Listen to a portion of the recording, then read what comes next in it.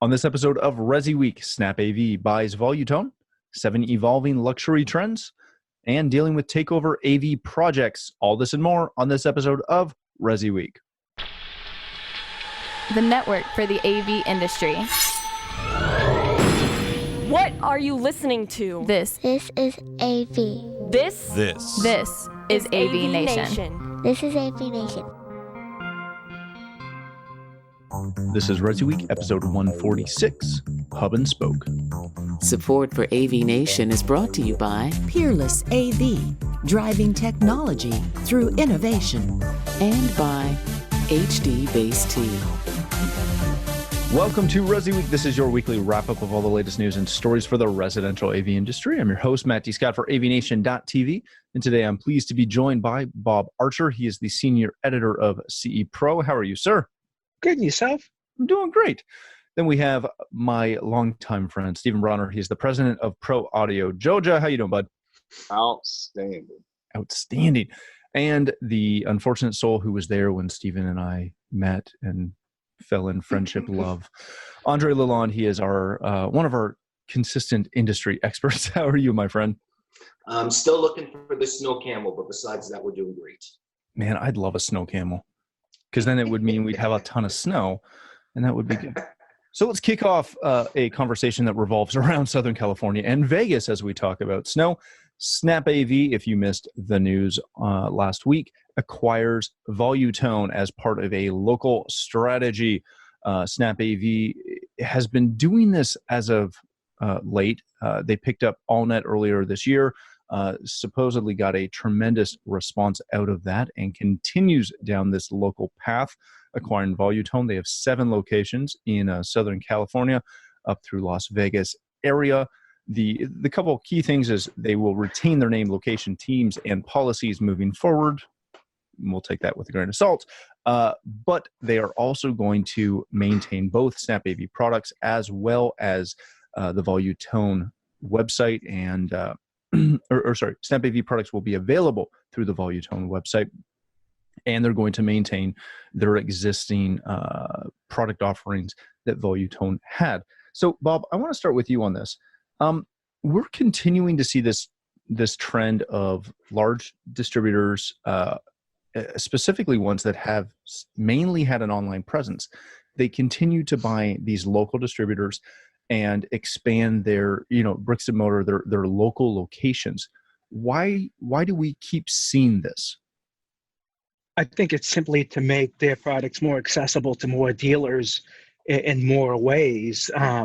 Coincidentally, I was down in North Carolina last week visiting with SnapAV, and they were kind of explaining to me some of their motivation behind all of this. And simply it comes down to, if dealers want to physically walk up to one of their storefronts, we'll call it, they can simply walk in and get an Arachnus router or whatever they need, binary cables, whatever product line that we're talking about. They want to be more accessible to more dealers. Very good. Stephen, when you see this type of news, don't know if you're a big SnapAV dealer, don't really care, but there is something to be said for, as Bob alluded to, normally if you needed an Arachnus router or a Sunbright TV or any of the products, an episode speaker, that, they're really quick. You could put in your order. You could get it next day. Sometimes that's not good enough. As a dealer, what do these kind of changes mean for you when, say, your local distribution house gets purchased by a larger company? So we went through that here in Atlanta many years ago when Custom Audio was bought by Avid, and then Avid was bought by Ingram Micro. So I don't really care. Like you said, it doesn't really matter to me. I'm not a SnapAV dealer per se, but what I will say is that whenever these big companies start buying these smaller companies, inevitably you lose that relationship that you have. So that's what happened here with Avid, was we lost the relationship. What I will say is that if you're watching this and you work for SnapAV or whatever, don't destroy the relationships, because I was doing a ton of business with Avid, and the guys that were there when it was custom audio, and then Avid got bought by Ingram Micro. They started doing this hub and spoke and all these different corporate structures, and next thing you know, everybody you know in the company is gone. Just, and it's like, where did everybody go? So I don't care that these companies are buying. I think it's very interesting. There are brands that Volutone carries that SnapAV didn't carry. So now I wonder if all of those brands are going to pop up on SnapAV's website. Mm-hmm. So that's also an interesting spin on this for a business aspect. Is now the fast shipping and the availability in the website that you had with with Volutone and SnapAV, now all that combines, and you're going to be able to get all those brands under one umbrella. I think it's a win for SnapAV dealers across the board. I just hope it's not a loss for Volutone. Very good. Andre, the biggest thing that I really pulled out of this was not that they're going local, that they're doing all these other things, but that they're going to maintain the existing vendor relationships. They're going to be stocking what they've always stocked and then adding a bunch of SnapAV products as well. What is the driving factor with them doing that, opposed to just, come in and say, hey, we've got a lot of duplicity here, we're just going to maintain our lines? Well, first of all, I want to congratulate Trevor and his dad and the rest of the team over there, because they've done an absolutely amazing job with Volutone. And it's nice to see that the Volutone name will continue, and that level, that special family level of customer service that they're they have a notoriety for, is going to continue. I think ultimately what comes down to is now you'll be able to buy SnapAV things and devices inside of their will calls, inside of their shopping center type of thing that they have. They have some of their store in Van Nuys, for example, and Volutone is more of a shopping type of environment. You literally walk around with a little shopping cart, throw things in your box, and then you check out. And meanwhile, there are advisors all the way around that can help you and answer any type of questions. So I think it's more about the adding of SnapAV product lines to the Volutone shopper versus taking the lines from Volutone, which may or may not be tied back to SnapAV. So this is more about a 1+1 in the field, not necessarily a 1+1 back in the cloud or back in the warehouse. Mm-hmm. Very good. All right, gentlemen, let's move on to our next story of the day. This comes to us from CE Pro, 7 Evolving Trends for Upscale Brands in 2019. The Luxury Institute report just released this. There's a couple big things that we'll kind of gloss over really quickly. If you want to read it, check out the article online. Essentially, big brands or big luxury brands want alpha growth. Legacy luxury brands will lose a value. New luxury brands are in the tech sector, which is interesting to us. And luxury brands will invest in their people as affluent customers are starting to lose trust in social media. Let's kick this right off with Steven. I wanted to kind of start with you on this. You're the one integrator on the show today. When you start to see these types of reports, right, that luxury brands and luxury buyers are changing and evolving, is this something that your luxury clients, because, I've known you a long time, I know some of your clientele, is this something that you actually see with your customers, with your luxury high-end customers? Are they seeing legacy brands and devaluing them? Are they looking for tech luxury brands? What are you seeing here? Here's the interesting thing that I'm seeing. There's no such thing as a tech luxury brand right now. All the tech that we're seeing right now that people are reading about is all consumer grade stuff. When you think of in our industry, when we think of a luxury brand, whether it be accurate or inaccurate, we think about things like Macintosh, Vocal, things like those kind of brands where it's not something you can walk into a Best Buy and pick up. So when you talk about tech luxury brands, it's very interesting because to most people, a tech luxury brand is Apple. You look at a premium priced product that people look at and they kind of want. There's some virtual reality stuff, augmented reality stuff coming out that's kind of on the cutting edge. When I read this article, I thought it was very interesting. And yes, I agree with the article 100%. The new generation that's coming up that has the the funding and has the resources to buy this equipment, they really couldn't possibly care less about Macintosh. What they're interested in is brands that they recognize as tech leaders. So whenever you talk about somebody, an amplifier company or a speaker company, they're not as interested in that. But when you start talking about companies for control or experiences, so when you talk about simulations, just sold a shooting simulator to one of my clients. It's a shooting simulator, even though he tells his wife it's just a golf simulator. So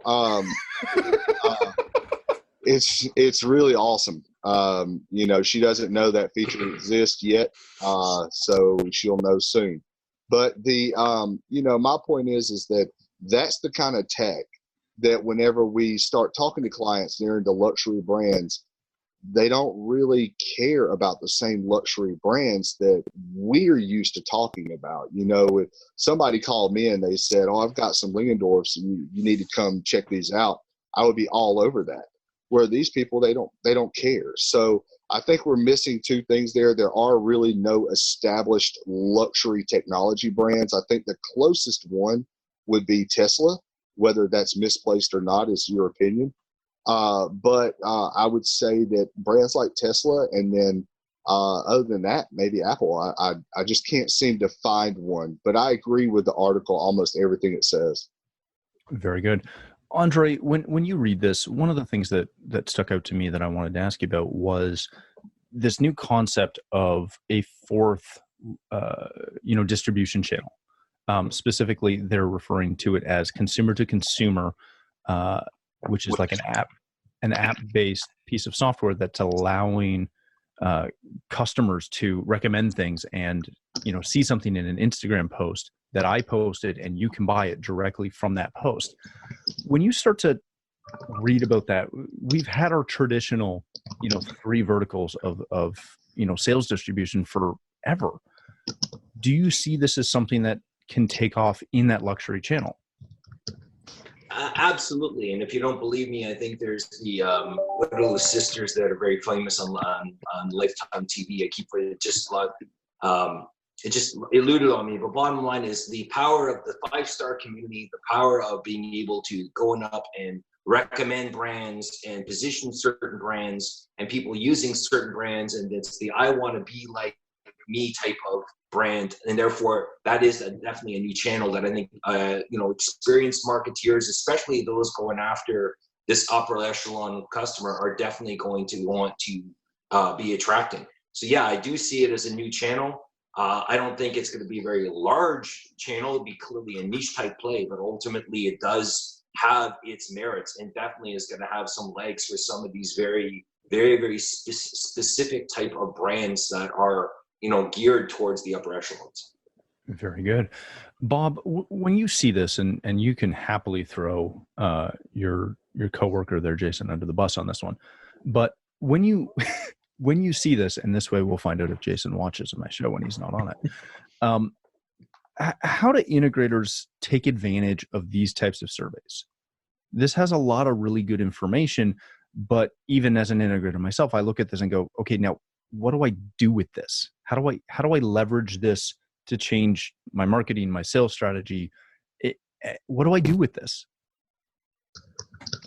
Well, I think, first of all, it varies on how sophisticated the dealer is and how well he understands these numbers to be able to turn it into appropriate marketing materials. I think specifically with this study, we have to keep in mind, and I think it was Stephen that was saying that about the brand awareness. I think we have to be aware of the fact simply that most consumer electronics brands, other than Bose, Sony, Samsung, Apple, really don't have that level of consumer awareness. It's one thing for a BMW or a brand like that, or Lexus, automotive brands like that, or some other brands, to be able to leverage, their brand identity. But the consumer electronics market is still trying to aspire to those kind of levels. So we're not there yet, and we won't be able to get there until we start educating the public on what some of these brands are that we offer consumers. Very good. All right, gentlemen, let's go to our next story of the day. This is coming from our site, AVNation. An AV takeover, the Olin Mansion. If you don't know, Joe Whitaker from Thoughtful Home is a fairly consistent guest on our show. He's a good friend of ours. And Tim, who we work with, got to get out there and take a look at this project that Joe and his team at Thoughtful Home took over. Read through it. It's a really interesting read. But essentially what happened is an integrator came in, did a bunch of work. Maybe some of it was subpar, etc. But Joe and his team were able to come in, as Stephen gives me, maybe. Joe and his team were able to come in and, really give it a complete overhaul, fix everything, get everything moving. Andre, I want to start with you on this. We've all done this. We've all walked into a project where somebody's screwed it up, didn't meet expectations, maybe wasn't qualified, maybe was overqualified. Long and short, there were problems. And your customers come to you as an integrator to come in and fix this. What do you as an integrator need to do when you walk into these kind of situations to protect yourself? Because there's always going to be problems that, either can't be budgeted for to be properly corrected, or just unknown hidden things that you're going to come across that neither yourself nor the client is prepared for. How do you protect yourself when you walk into these messes?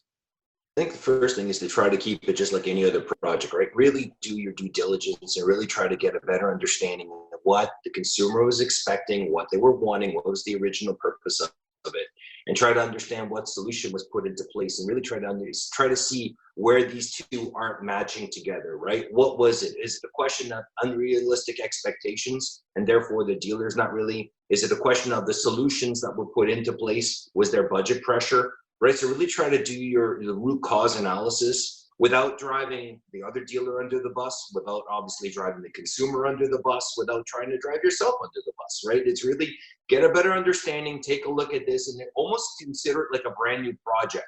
Yeah, there happens to be some plumbing. Great. Let's take a look at this and let's see how we can make this better. And then maybe try to educate the consumer along the way, especially if the root cause was more their, outstanding requirements versus common sense. Very good.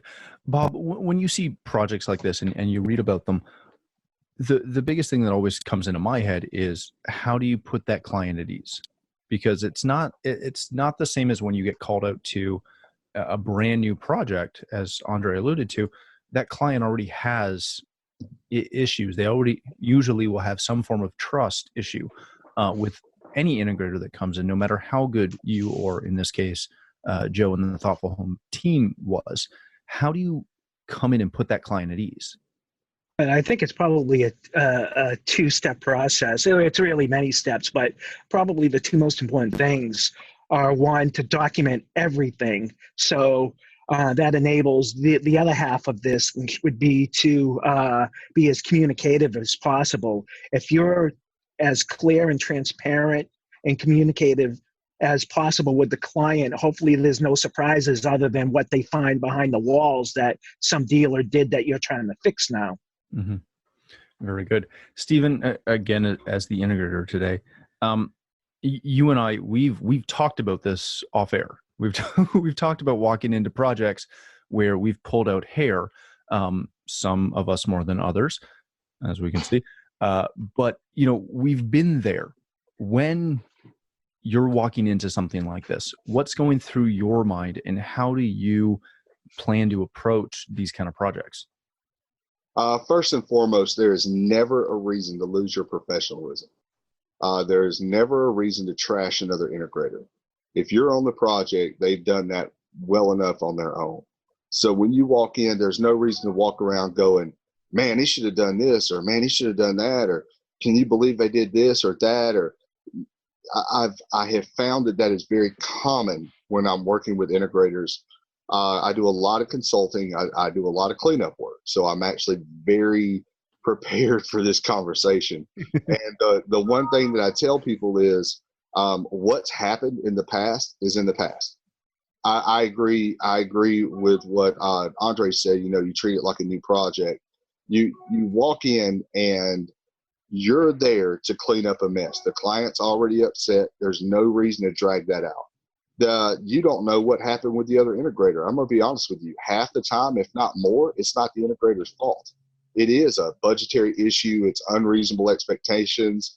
It's they got a champagne taste on a beer budget, and they're trying to make things happen that they can't afford. So they get frustrated with the integrator because they keep giving them the truth. They want a second opinion. Anytime you walk in to clean up a job, and sometimes it's just terrible work, and that's part of the industry. But when you walk in to clean up a job, the first and foremost thing that I tell all the guys that I work with is what happened before you got here is none of your business. You are there to make things right, to make the client happy, and to give them the experience they're looking for. You're not there to prejudge what the other person did. You're not there to even talk about that. That stuff's in the past. And that's the number one tip I give people, because clients, even a negative client, feeds off of negativity. So if you're negative, they're going to be negative, but they also feed off of positivity. So if you come in and you say, hey, we're here, we're going to make this house an amazing experience. I hate that you had a bad experience before, but you won't have that this time. Tell me what you want to do with your system. Tell me the lifestyle. Tell me what you're trying to accomplish. Instead of sitting down and going, hey, how many speakers do you want? Stop talking about the equipment. Come in and go, tell me what kind of experience you want in your system. And it totally changes the conversation, because a lot of guys, especially ones that do terrible work, they don't understand that it's not about boxes. And as soon as you come in and start talking about experiences and aesthetics and things like that, I have sold really big systems and never once talked about how many speakers or what boxes we were using or anything. So like I said, let that stuff go in the past. Do not come in trashing other integrators. It's a bad look on you, and it's a bad look on the industry. Very good. I agree with that wholeheartedly. All right, gentlemen, let's hit our last story of the day. This comes to us from the New York Times. How to tell if those Black Friday deals are actually worth buying. I'd say probably not. No. Bob, I wanted to start with you on this. Everybody seems to, be aware of Black Friday. They follow it. They know what's going on. When it comes to home theater professionals, everybody within our channel, is there value, or do we just get lost in the noise trying to market something? Like I know for myself and my company, the one thing that we always get pushed is, hey, do a Sonos thing, because Sonos always does these big Black Friday things. How do we not get lost in the noise, or do we just give up on that type of marketing? I would really question the value of trying to compete with Black Friday. There are some big retailers doing Black Friday specials, and it can be frustrating. But you look at a retailer like REI; they've completely pulled out of Black Friday, and they're telling people to go hiking. Literally, go take a hike. So, I think if a dealer is looking to do something like that to grow their sales during the holidays through holiday promotions or something like that, maybe something online may be better. Maybe try to leverage Cyber Monday or something and promote their website at the same time. Very good. Stephen, I knew as soon as I mentioned it, you were going to give me a hard time. But the question I had for you was, when we look at this, when we look at Black Friday, it's not uncommon. Mine started last night. I have clients texting me saying, hey, I saw this. Should I buy this? And, we have that conversation. But how should dealers prepare to deal with potentially that onslaught of clients seeing stuff and wanting to know, hey, what should I get? I love it. I 100% love it, because you know what that means? That means that as soon as they saw something with technology built in, the first thought they had was, I'm going to call the expert. That is exactly what every single person in our industry should be hoping for. If you make it past Black Friday and you don't get any calls from your clients, you suck. That's basically that's the gist of it. If you make it that far and your clients are not calling you, asking you questions, you suck and you have yourself to blame. So I also embrace it. I have clients that I know that are looking for a TV for a media room. I have 3 of them right now. So what did I do? LG just put their 86-inch LED TV on sale for $2,500. $2,500. So what did I do? I called those clients, all 3 of them, and I said, hey, you know what? The LG just put the TV that I was recommending to you for your game room or whatever on sale for $2,500. It's $2,000 off. Go buy it. And they'll say, well, Stephen, I'd rather get it from you. All 3 of them have said that. Stephen, I'd rather get it from you. Well, we get the same deals that Best Buy gets. So I sold 3 of those TVs to clients that had no clue the sale was going on for $2,500. We made $400 or $500 off each TV. But they loved it because I saw a sale and I knew that it fit their needs. And instead of trying to push them expensive boxes, I gave them what they needed and they got a discount on it. So the next time they need something and I go, well, Jim, or well, Robbie, that's going to be $8,000. Well, maybe they were expecting $6,000, but when they hear $8,000 and they know that I'm not the guy that rips them off, now I don't have to answer those questions. It's, hey, Stephen, go ahead. If you say that's what it is, that's what it is. So you need to embrace those phone calls. Do not dodge those phone calls. Black Friday shopping day, I get probably 20 to 30 phone calls every year on a good year. That's on a slow year. People that are out, they're buying stuff. They're at Home Depot. They're at Best Buy. They're wherever, and they're seeing these electronics, and they want to know, should I buy this? Should I buy this? Man, that is the biggest compliment anyone can give you, to know what your profession is and to respect you enough to make you the first phone call they make. Very good. And you know, that example is the exact amount of trust that we're trying to garner with our clients. Andre, I'll give you the last word on this. Are Black Friday shoppers, are they really our clientele? Well, I guess that answer is it depends. In most cases, I would say probably you are so not. Canadian. I am so Canadian, but the reality is this: who doesn't want to save money, right? Who doesn't want to be taking a look at the latest technology? And let's face it, if there's one thing Black Friday has done extremely well, whether you be in the UK or in Canada, which technically really doesn't have a Black Friday, but they do now, thanks to the US, and of course the US, is now we're talking about technology and we're talking about new solutions, and all this stuff is now coming to the surface. Yes, sir. Andre, if it's a US thing, you can't say about technology, you have to say about technology. Oh, I'll give you the 2 points even though your Bulldogs suck. But anyway, it's notice T for Temple. So here's the reality of this. It's created, people are talking, people are calling Steve, and people are calling Matt. People are asking me as an industry person, hey, is this a good deal? Is this what it is? It's giving the opportunity for our dealers to actually go and maybe save a couple of bucks. Stephen, you just brought up a really good example, right? Hey, tell you what, I'll go pick them up for $2,500 and I'll charge you $3,000 to do the install and whatever else. Great, you saved some money. You still got that customer. You're still making more profit. I'll go buy those Amazon devices for $29 each instead of paying $49. You know what? If they sit on my truck for a whole 2 weeks, big deal. This is awesome because now I'll be able to sell them for $30 or $49, or I'll appear to be the big guy and basically, look, I got them for $29. I'll give them to you anyway. It helps the consumer save money. It helps the dealers save money. It helps the entire industry. And by the way, this Saturday is called Small Business Saturday. If you're a dealer and you're not using Small Business Saturday to your advantage and basically say, look, it's not about the big sales. It's about who I am, the knowledge that I have, the white gloves that I'm providing, and how I can pull all this magic together. My name is Stephen. How are you, right? Welcome to the 12-step program of Black Friday. Very good. All right, gentlemen, thank you so much for joining us today. We had a fantastic show. Bob, if people want to connect with you, where can they do that? They can visit our website at www.cepro.com. Excellent. Thanks again. Stephen, always a pleasure, mostly. When or if people want to connect with you, where can they do that, bud? You can find me at ProAudio_GA on Twitter, ProAudioGeorgia.com on the interwebs. and pretty much everywhere. Just Google Stephen Bronner, and if you need something, call me. I love to talk to other integrators.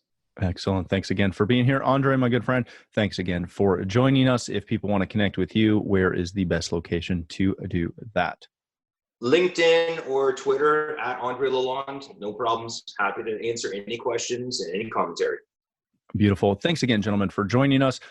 If you are in the U.S., happy Thanksgiving. This is going to be airing the day before, so enjoy. I know I'll be taking the day off to watch football and eat turkey and do all kinds of fun stuff. So hopefully you are as well. But thanks again for joining us. For myself, if you'd like to connect with me, you can find me at Matt D. Scott on Twitter and every other social platform. But more importantly, please stop by AVNation.tv, where you'll find this show as well as a wide variety of our other shows with all the verticals that we cover. When you visit the website, please take a moment to check out our supporters. We are extremely thankful for their support and ask that you check them out as well. Thanks again for watching. That's all the time we have for this episode of ResiWeek.